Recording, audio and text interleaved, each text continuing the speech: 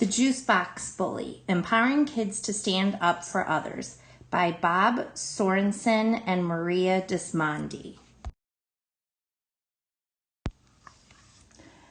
As Pete stood in front of his new class, Mr. Peltzer announced, "Let's welcome Pete to our team. Pete, you will be sitting behind Ralph." Settling into his seat, Pete pulled his hat down over his head so that only his eyes could be seen. Turning around, Ralph warned him, "They don't allow hats in class here." "You're not my mother," snarled Pete. After giving an assignment, Mr. Peltzer walked around the class and quietly asked Pete to remove his hat. Once he walked away, Pete poked Ralph. "Thanks a lot," he growled. Later that day at recess, Pete didn't ask to join in the soccer game. Instead, he watched. "Hi, Pete," Ralph said. "Do you want to get into the game?" "Not with those nerds," Pete replied. "I don't like those kids." "What do you want to do?" asked Ralph. Pete smiled spitefully. "Let's steal the ball. We're bigger than them. We can have our own game." "I don't think so," answered Ralph. "That's not how we do things around here."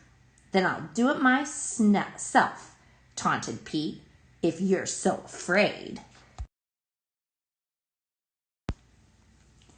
Pete ran over to the field and yelled, "Pass it to me!" When David passed the soccer ball, Pete grabbed it and ran off the field. "What's going on?" shouted David. Pete didn't answer. He ran faster and faster, then turned and waved the ball in the air. At first, the kids just stood there. Then they huddled together before walking over to Pete. Ruby and Lucy led the way. "I know you're new around here, but what are you doing?" asked Ruby. "I'm playing with the soccer ball," Pete snapped. "Think you're going to take it away from me?"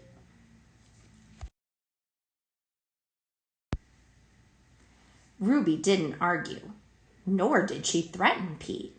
Instead, she softly but firmly explained, "It's your first day here, so there's no way you could know this. In Mr. Peltzer's class, we made a promise. We promised to take care of ourselves, each other, and our classroom, and to solve problems peacefully.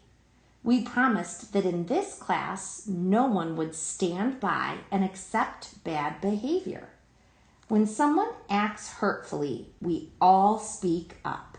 We want you to be a member of the class and to make the same promise." Dumb rules, dumb promises. Throwing the ball to the ground, Pete walked away. The next day, Pete ate alone. When he finished lunch, the kids raced out of the lunchroom while Pete trailed behind. Ruby ran up to Pete and asked, "Do you want to play soccer today?" "I don't play with nerds." "Okie dokie," Ruby replied. "Hey, Ruby," Pete called after her. Ruby stopped and turned. "Nice shirt," Pete complimented. Then he squirted his juice box right at her.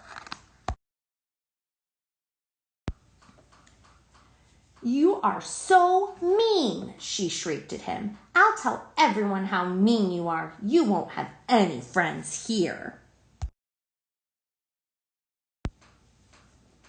By now, Ralph, David, and some others had come up to them. "Ruby, I won't let you do that," Pete said clearly. "Remember our promise?" "I don't want to remember the promise. Look what he did.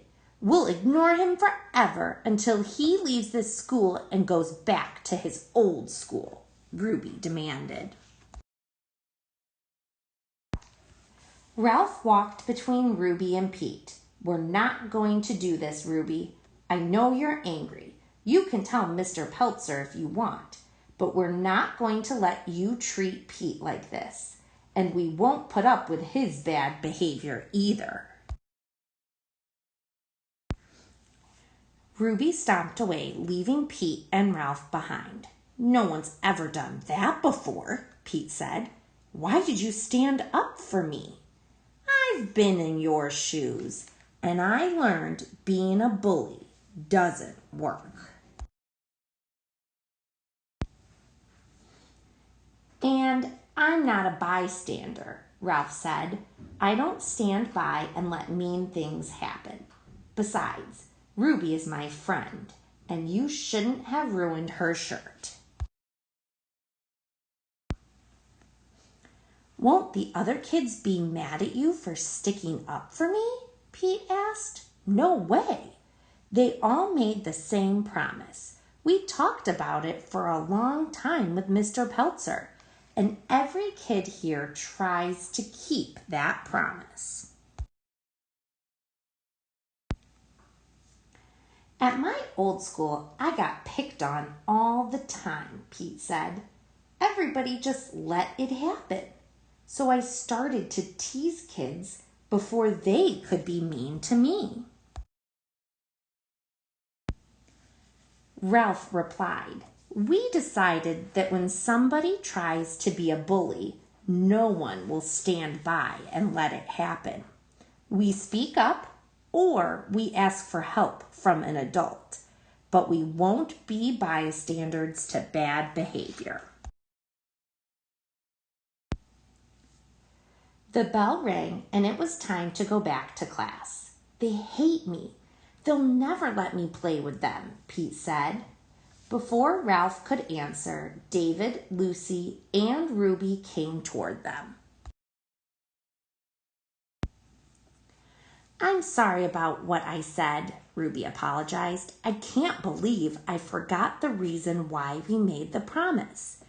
If we can remember to stand up for each other, school is a lot more fun.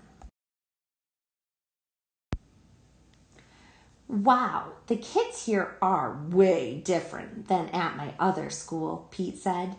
Maybe I'll give this promise thing a try. Great, let's go talk to Mr. Peltzer, said Ruby. Hey, Ruby, sorry about your shirt, Pete added. Ruby smiled. No worries, I kind of like the new look. Everyone laughed as Pete and Ruby led the way into class.